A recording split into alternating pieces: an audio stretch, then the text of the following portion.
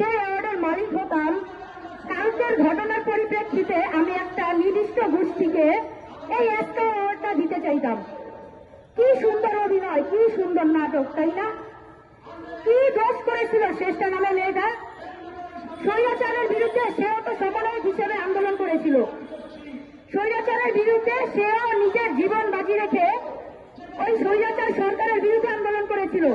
সেখানে সে ছাত্রলীগ কর্মীদের হাতে মার খেয়ে তার মাথার মধ্যে 6টা সিঁড়ি পর্যন্ত ওঠায়। ঠিক একই ঘটনা পুনরায় আমরা কালকে আবার দেখলাম। কোন এক গোষ্ঠীর কাছে সে কি হলো, মার খেলো, অত্যাচারিত হলো, নির্যাতিত হলো, পুনরায় তার মাথায় আঘাত লাগলো এবং সে 12টি সিঁড়ির শিকার হলো। এগুলো কেন হলো?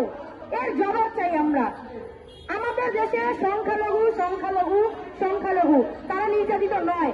আমরা তো সংখ্যালঘু মনে করি না। দেশটা নাকি সংখ্যালঘু না সকলের।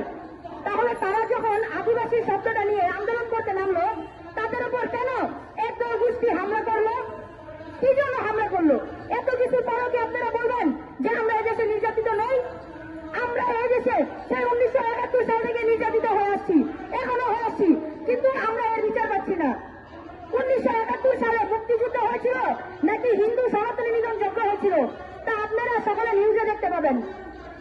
লুঙ্গি খুলে খুলে চেক করা হয়েছিল আমাদের ভাইদেরকে।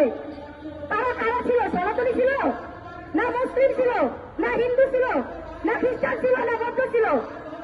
তাদেরকে জামা কাপড় খুলে চেক করে তারপর তাদেরকে হত্যা করা হতো।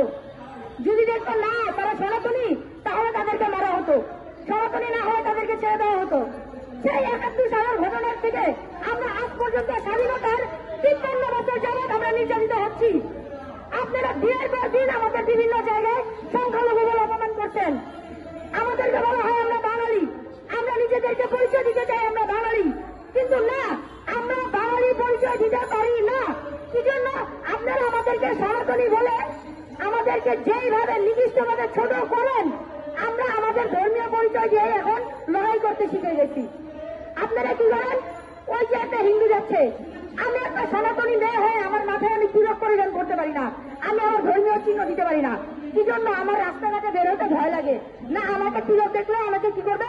ওরা দৌড়ানি দিবে, মারবে, আমার রাস্তা অবরোধ করবে। আমি আমার ধর্মীয় কর্মকাণ্ড করতে গেলে আমার এদেশের সরকারের থেকে পারমিশন নিতে হয়, অনুমতি নিতে হয়। কোথায়? অন্য ধর্মের মানুষ যে বিভিন্ন জায়গায় মিছিল করতেছে, সমাবেশ করতেছে, তাদের পারমিশন কোথায়? তাদের তো কোনো পারমিশনের প্রয়োজন হয় না। আমি কোনো কিছু নিয়ে আসলে, দাবি নিয়ে আসলে আমাকে হাজার হাজার প্রশ্নবিদ্ধ করা হয়। অন্য কোনো ধর্মের লোক যখন নাকি দাবি নিয়ে আসে, তাদেরকে প্রশ্নবিদ্ধ করা হয় না, তাদের উপর হামলা হয় না। আমি আমার দাবির জন্য সমাবেশে যাওয়ার সময় আমাকে রাস্তায় ধরে পিটানো হয়, অন্য ধর্মের লোককে তো পিটানো হয় না। আমার রাস্তা অবরোধ করে জিজ্ঞেস করা হয়, কই যাইতেছ, কেন যাইতেছ, কি জন্য যাইতেছ, এত আন্দোলন কিসের, এত সমাবেশ কিসের? আমাদের উপর হামলা করে, আবার নাটক করে আমরা নাকি তাদেরকে মেরে পাঠিয়ে দিচ্ছি। সকল ঘটনাকে কি করে তারা নাটকের রূপ দিয়ে তারা মুভি করে দিচ্ছে, সিনেমার জগৎ তৈরি করে দিচ্ছে আমাদের জন্য।